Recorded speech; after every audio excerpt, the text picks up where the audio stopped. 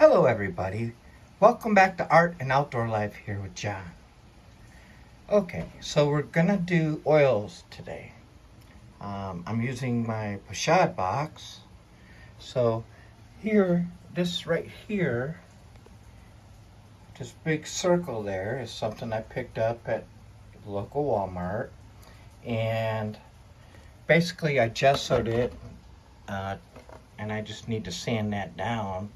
I'm putting an oil painting on it. It's going to be nice because it's got a little hanger on there. Anyways, so let's look inside the pochade box here. Okay, we're looking at 9 by 12 panels. You can fit a few of them in here. Okay, it's got a nice deep well in there. It's got the swivel there. You can put on a tripod. And this one here comes with, this is a glass palette, and it comes with a wooden palette. You could take these out if you want to, or you can use either or, and it slides in like that. Just like this pochade box comes with a handle, a strap. Okay, so these are what I'm going to be using today.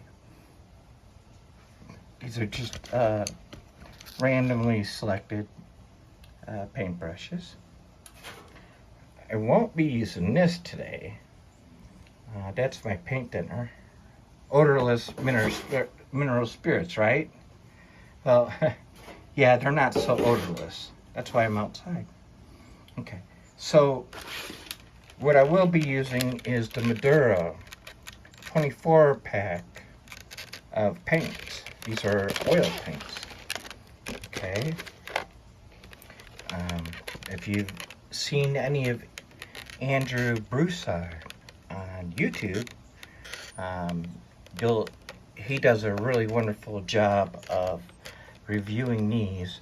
I've had these for about 9 months now, and I've only used them once, and that was I only used them to prime a very large canvas. Anyways, they fit very nicely in there. See that? Okay, so, and then what else I'm going to use here is, it's your palette, right? Palette paper. Disposable palette paper. So I didn't put a whole lot on here. I put your primaries on here, a little bit of brown and some burnt sienna, and then we're going to go from here. And this is going to be the first video, and I will catch you in a minute. Hold on. All right, we're back. All right, so today, basically what I'm going to be doing is outlining this panel here. And so what I normally, like on large panels and large canvases, I prime it. I always prime it so that I can tell the color differences, the values, and everything. I prime it a neutral color. But this being 9 by 12, I'm not so worried about it, okay? So we're just gonna do like this. We're just gonna take a little burnt sienna. We're just gonna kind of come around like this, okay? I am using the figure 8 style here, okay? Which is really cool. And if you haven't seen any of my figure 8 style paintings, you should look at them, because once you see them, you'll understand why I see it that way. A lot of paintings are done in figure 8 motions, yet at the same time, no one talks about it, and I don't know why. I really don't. I don't know why. Okay, so basically I'm just kind of getting a little bit of this and that. Okay, I'm not worried about nothing here, okay? This is oil painting. I'm not worried about this. However, remember this. if you're new at oil paintings, your first coat, and it's, for me, it's good, you know, people like me always make sure it's a thin coat, okay? Because the thinner the coat, it dries quicker, okay? Your last layer dries last. And here's another thing. When we're talking about oil paints here, let me just mix a little bit of, let's see, let me get this out here. When we're talking about oil paints, okay, I'm just, so, you know, I have a ton of white, and the main reason is because white kind of, it does a lot of things. It dilutes things. You know, white is so friendly with watercolors. Not water, well, it is, but with oils. And you probably know me from my watercolors, because I haven't posted many oil painting videos. Anyways, so yeah, the whole idea about getting a nice thin coat on there, nice and thin, but you want a coat on there anyways. That's why, one of the reasons why I like to prime my canvases. I have large canvases. I mean, way huge, like bigger than my table. Okay, but this is very small. The first coat, you want it thin, but you want it, you know, smooth and everything like that. Why is that? Well, it's kind of pretty simple, but I don't think a lot of people really get it. You don't, in the long run, you don't want your oils to crack, okay? You don't want your oil paints to crack. So that's one reason why you want to, you know, primer your board, your canvas, and such. Okay, so basically we're looking at just shapes here. Okay, I'll put a little bit of,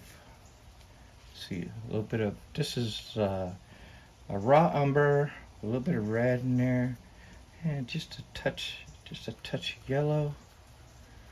Now, normally I don't use this, honestly. I don't, because it's white, and you're comparing it with white. Okay, you're not gonna get your whole color, but this is only the first scene, so, you know, I mean, we can go over this. So we're just throwing in shapes here, okay? This is kind of neutral. Maybe needs a little bit more white. A little bit more white thrown in here. Can use a touch of red. It's warm. And even a little bit of yellow ain't gonna hurt nothing here. Because, you know, now we're getting into our, and I haven't wiped off the brush at all.